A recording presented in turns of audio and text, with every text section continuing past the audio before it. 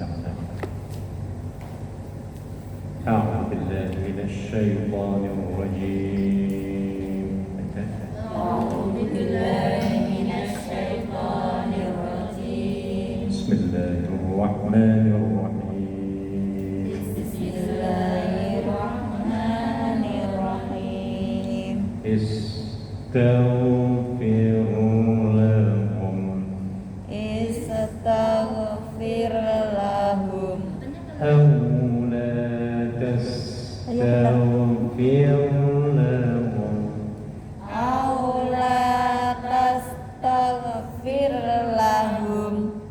إن تستغفر لهم 70 مرة. إن تستغفر لهم 70 مرة. فلن يغفر الله لهم. فلن يغفر الله لهم. ذلك بأنهم كفروا. ذلك بأنهم كفروا بالله ورسوله. بالله ورسوله. والله لا يهدي القوم الفاسقين. والله لا يهدي القوم الفاسقين. فرح المخلفون بمقعدهم. فرح المخلفون بمقعدهم خلاف رسول الله. خلاف رسول الله. وكرهوا أن يجاهدوا بأموالهم. أن يجاهدوا بأموالهم وأنفسهم وأنفسهم في سبيل الله. في سبيل الله. وقالوا لا تنفروا في الحر. لا تنفروا في الحر. قل نار جهنم أشد حرا. قل نار جهنم أشد حرا. لو كانوا يفقهون. لو كانوا يفقهون. Tolong artikan yang 80 yang pertama tadi kita baca. Ada yang bisa baca? Sama saja, engkau Muhammad memohonkan ampunan bagi mereka atau tidak memohonkan ampunan bagi mereka. Iya. Walaupun engkau memohonkan ampunan bagi mereka 70 kali. Berapa Allah- kali? 70 kali. Terus? Allah tidak akan memberi ampunan kepada mereka. Yang demikian itu karena mereka ingkar kafir kepada Allah dan Rasul-Nya. Dan Allah tidak memberi petunjuk kepada orang-orang yang fasik. Ini saya kira bagus sekali untuk diingat-ingat di ayat ini ya, Pak, ya. Karena kalau ada pertanyaan, bagaimana kalau kita mendoakan keluarga kita yang non Muslim, ya, non Muslim ya, Pak, ya. Boleh nggak mendoakan? Boleh minta ampun apa untuk mereka? Menurut ayat ini, Tidak. Boleh tapi nggak boleh. nyampe. Gimana? Gimana? Ya. untuk menjawab supaya mereka nggak tersinggung ya Bu ya. Iya. Pakai ayat ini. Kalau langsung gitu, oh nggak boleh neraka itu kan kafir. Nah, nggak boleh, boleh haram lah gitu misalnya. Iya. Itu saya kira terlalu keras, terlalu menyinggung ya. Ya itu kan bapakku misalnya kan gitu ya. Iya. Bapakku dulu kan yang membesarkan aku sampai kuliah misalnya sampai berhasil sampai ke luar negeri kayak gini ya Bu ya. Masa aku nggak mendoakan? Kejem dong. Gimana jawabnya? Ini jawabnya satu. Yang keduanya saya terangkan dulu yang ini. Ada kedua itu Nabi Isa jawabannya dalam surat Al-Maidah itu. Sudah berlalu. Nabi Isa bagus sekali menjawabnya. Ya Allah, kalaupun engkau menyiksa mereka, mereka itu juga adalah hamba-Mu, begitu loh ya. Kalaupun engkau mengampuni, maka engkaulah Maha Pengampun dan lagi Maha Kasih Sayang. Nah, gitu ya. Jadi maksudnya terserah Allah. Kita nggak boleh menjudge, oh ini neraka jahanam ini. Ada kan menyinggung banget ya Bu ya. Kayak neraka itu punya kita saja. Ya, kita sendiri juga nggak tahu ya Bu ya. Jadi jawaban tadi yang ayat 80 itu saya kira bagus untuk berdiplomasi. Tahu diplomasi, cara ngomong ya, itu diplomasi. Ya. Maksudnya di sini pada dasarnya monggo silakan, gitu kan? Monggo sampai berapa kali tadi? 70. Silakan Anda berdoa sampai 7 kali pun. Tapi ya itu, nah gitu. Tapi itu karena mereka itu kan nggak percaya kepada Allah, Masya Allah akan terima gitu kan ya. Jadi agak sedikit lembut ketimbang langsung wah neraka mesti neraka jahanam. Itu kan terlalu apa namanya menyinggung ya. Ya, ini bagus sekali cara diplomasinya ya. Jadi kalau ada orang bertanya gitu, boleh di sini boleh kok. Istighfar, mintalah ampun untuk mereka kepada Allah. Ataupun tidak minta ampun, itu kan artinya boleh minta ampun ya Bu ya. Ngerti Bu ya? Iya. Misalnya orang muslim mualaf, aku minta ampun kepada Allah, orang tua, boleh. Ayatnya tadi istighfar lahum. Mintalah ampun kepada mereka, mintalah ampun kepada Allah untuk mereka, orang tua mereka yang kafir ya. Ataupun kamu nggak minta ampun, berarti kan itu dibolehkan. Mau minta ampun dan minta ampun untuk mereka itu terserahmu. Nah, adapun masalah hasilnya diterima ataupun enggaknya siapa yang menentukan? Allah. Tapi di sini sudah jelas, walaupun kamu berdoa sampai pirang kali itu 70 kali. 70 kali tetap aja Mbak, karena dianya ingkar nggak percaya kepada Allah. Silahkan kamu minta. Tapi kita juga menambahkan ya, walau bagaimanapun ini semuanya adalah hak prerogatif Allah yang menentukan ya. Bisa jadi orang tuanya mualaf itu akan diampuni semuanya lalu masuk surga. Bisa benar? Ya bisa saja kalau Allah mau. Kalau Allah mau kan gitu ya.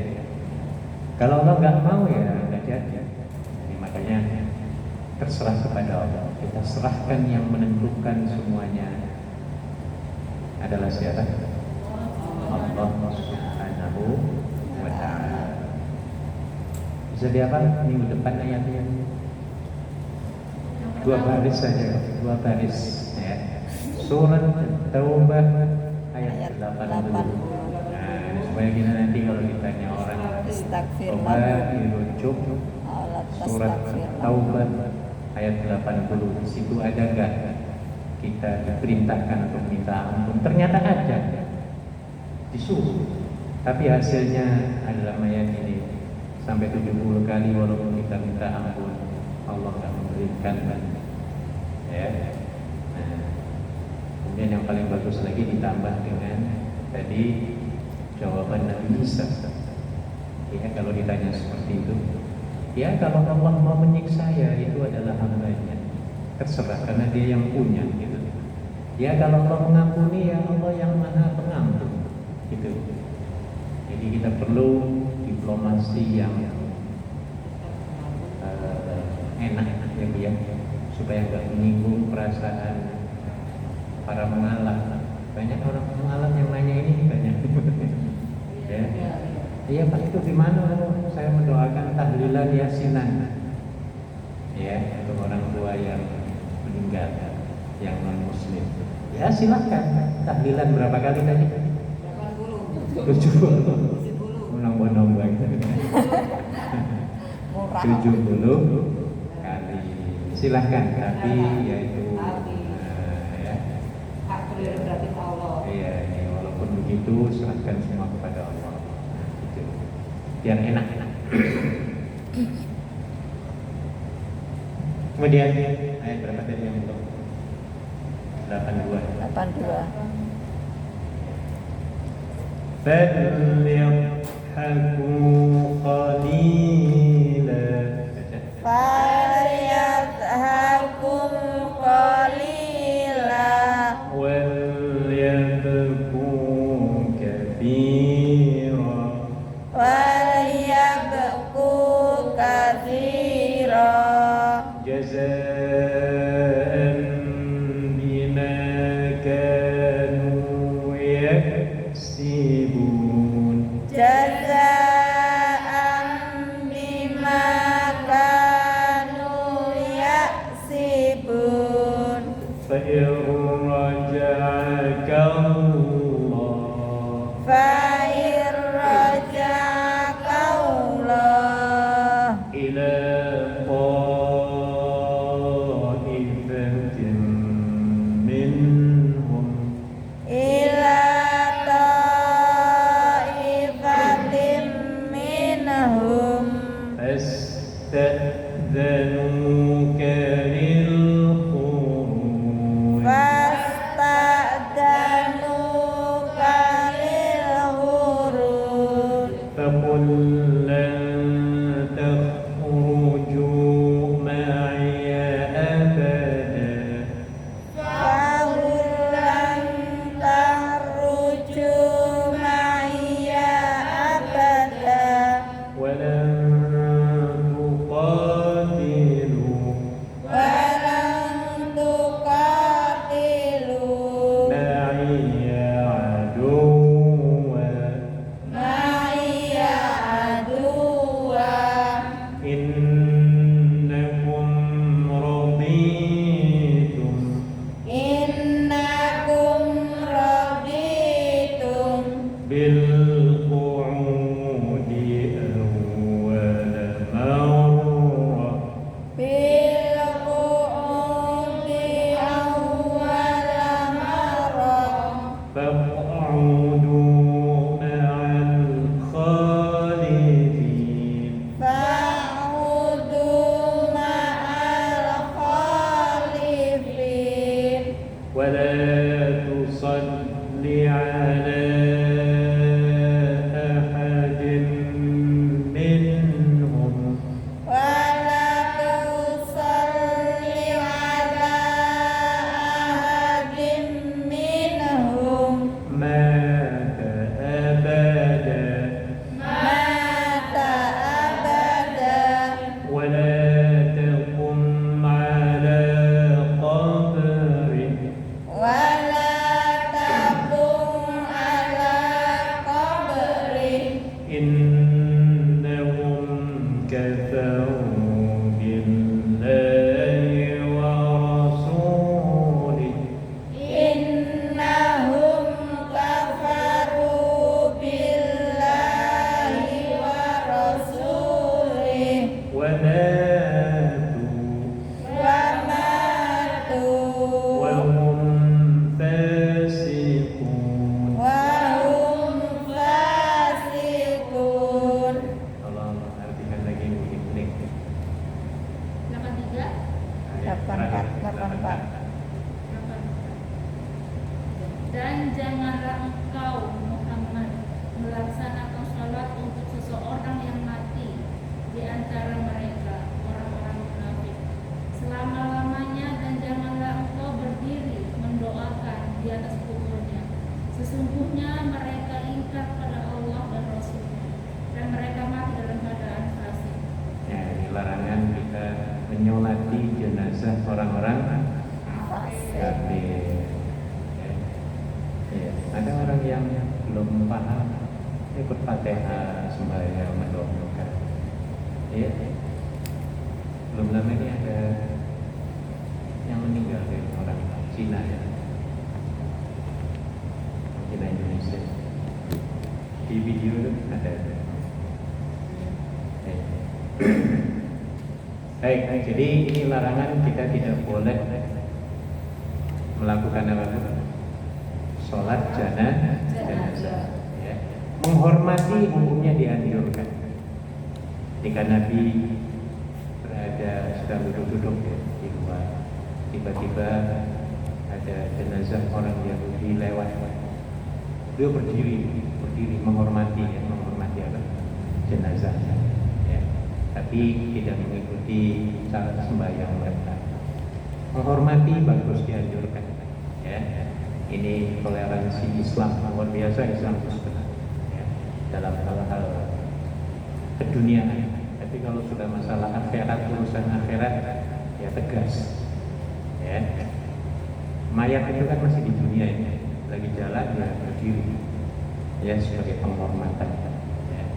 Makanya kita juga sebenarnya boleh saja kita bertaksya, bukan bertaksya, apa istilahnya kalau bahasa non muslimnya, berkampung ya, berduka cita ya.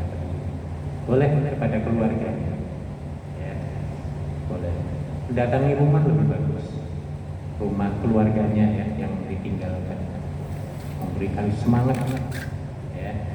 Apalagi kita sebagai orang Islam menceritakan ya kesemangatan atau memberi semangatnya itu berdasarkan agama Islam. Dia akan mungkin lebih mendalam lagi mendengarkan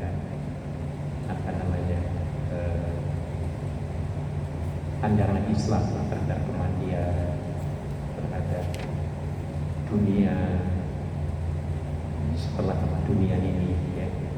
Kehidupan setelah dunia ini. Ya. Bisa jadi akan mendapatkan hidayah. Kemarin saya dapat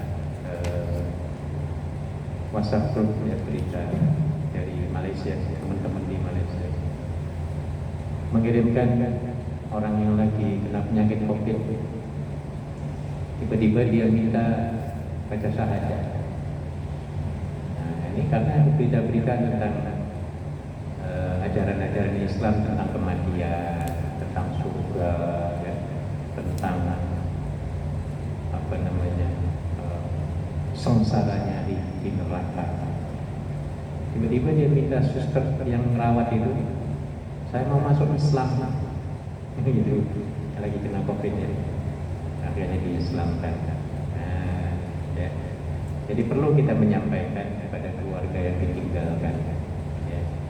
Bisa jadi dia akan lebih semangat dengan penyampaian kita. Kalau semangat dan dia tertarik, ya mungkin dia akan mempelajari agama Islam, ya.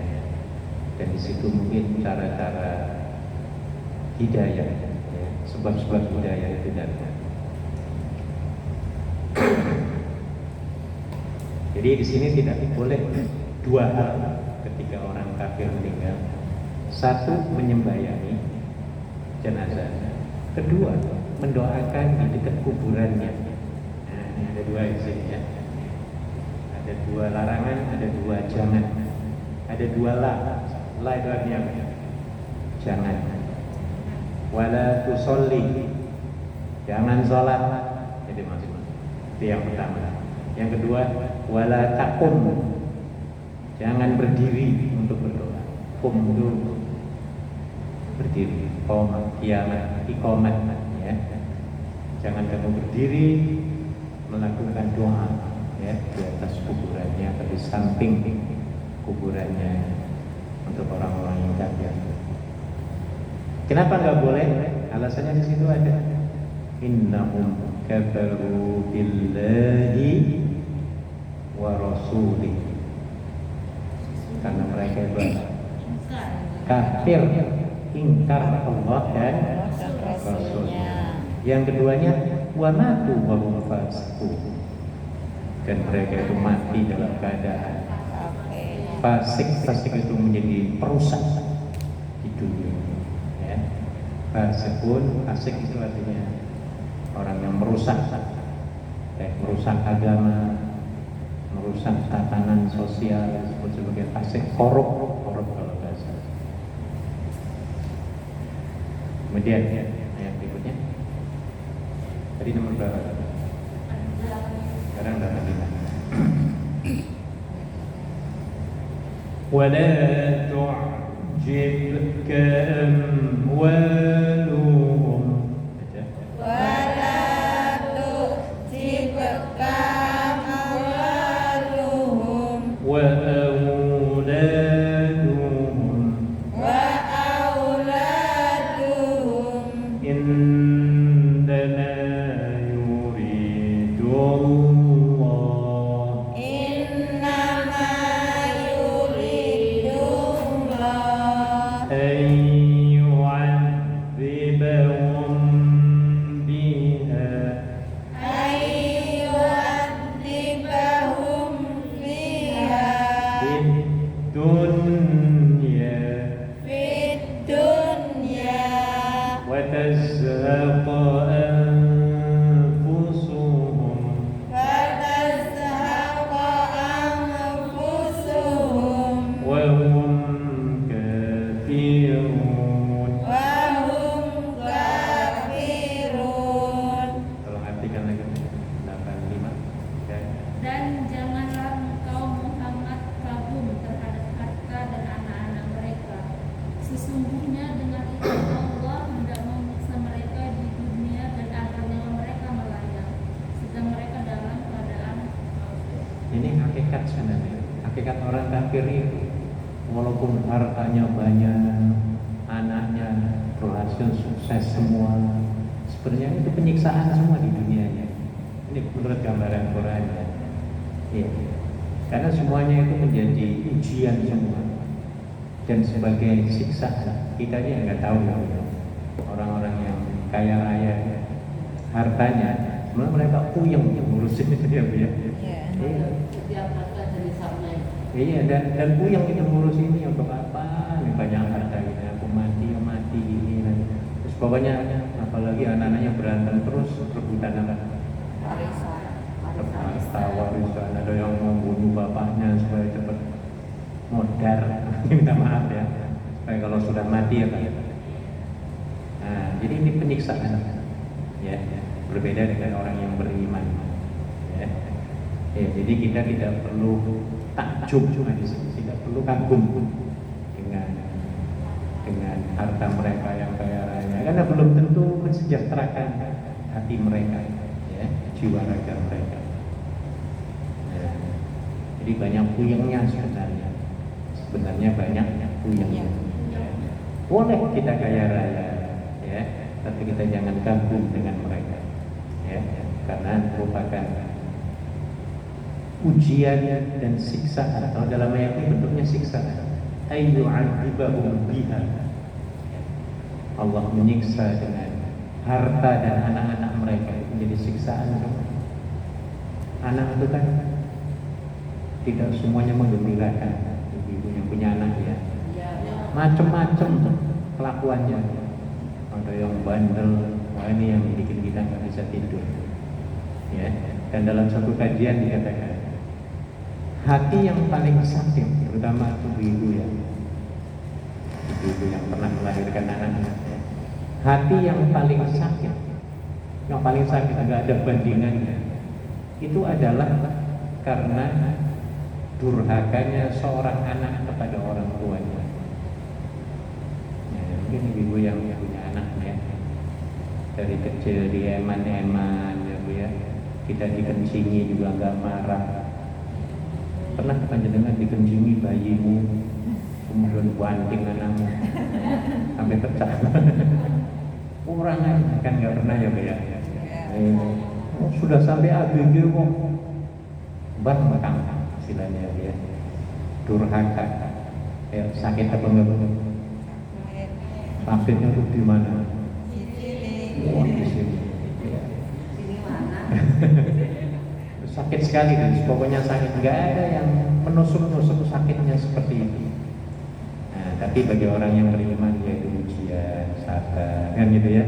Bagi orang nggak sabar, waduh, bisa apa namanya,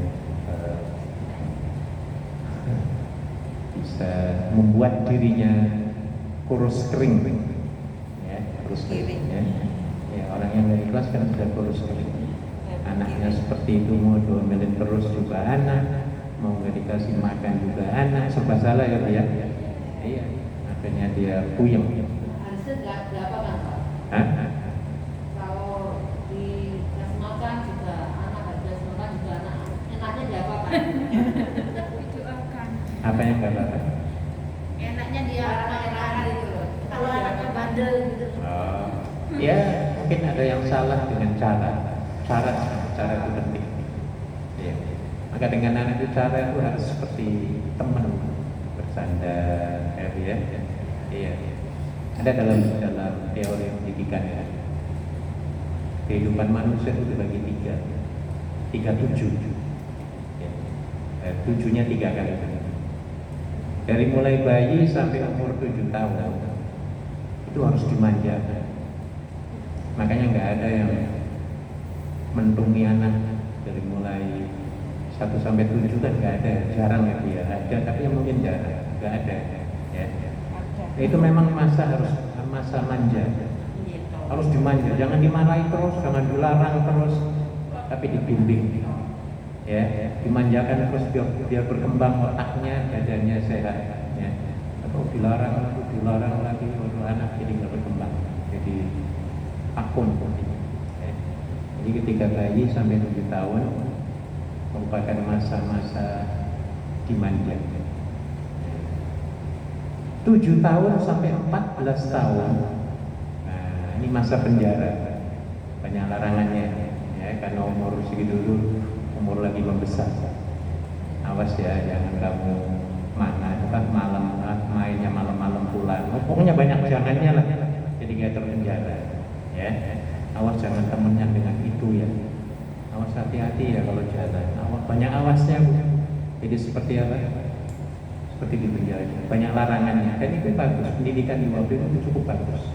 Ya, ini jangan, itu jangan, ini boleh, ini jangan. Jadi banyak jangannya, berbeda ketika umur 1 sampai 7 tahun itu bebas 11. Ya, tapi 7 sampai 14 itu kekangan, banyak training istilahnya. Banyak trainingnya, pelatihannya banyak jangan, ini jangan, itu jangan, ini jangan, itu ya. Dari 14 ke 21 ya, dan seterusnya ke 21 ya. Jadikan anak itu sebagai teman bersandar, teman curhat, teman ngobrol, ya, kayak teman sendiri. Nah, jadi maka dengan menyampaikan harus ada cara. Ya, ingin nasihati anak, ya kita harus tahu supaya anak nyaman.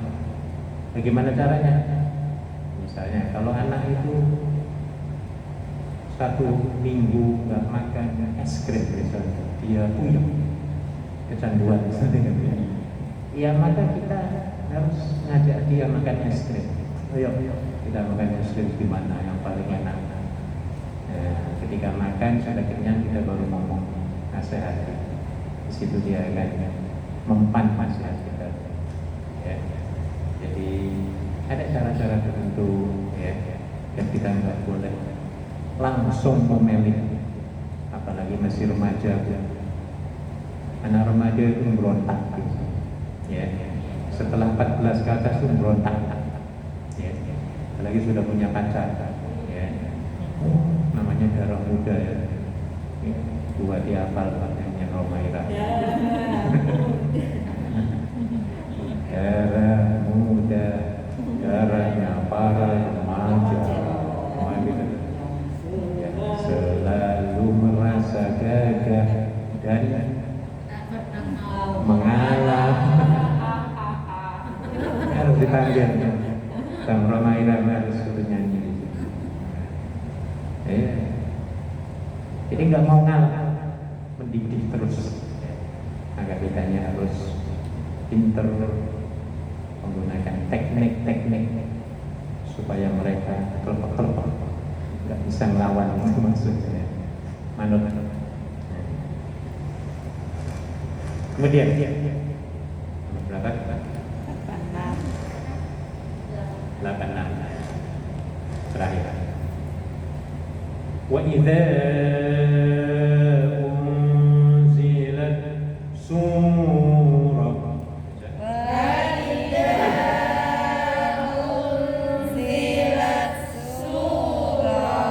an aminu billah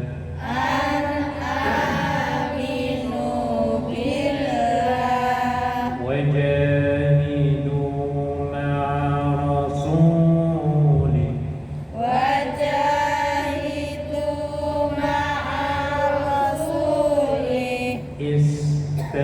ista'dzanaka ulul qawli minhum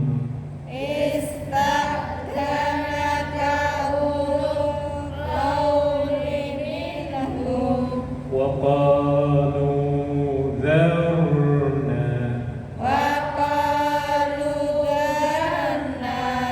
nakun ma'al qa'idin.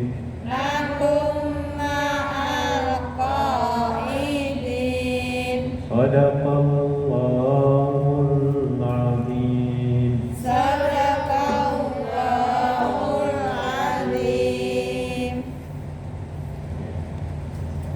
Satu halaman lumayan.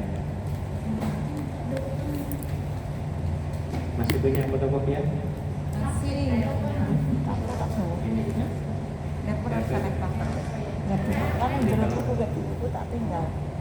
Yang belum punya Ada murid baru Pak.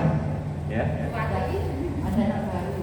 Mana anak baru? Ini anak baru ya baru libur ini kan pertama kan ya, alhamdulillah. Pertama kali? Oh, Masya Allah. Dari mana Sarif? Di Indonesia. Di Indonesia dari mana? Dari? Lampung. Kenalan. Kenalan. Sekarang kita kenalan dulu 2 menit.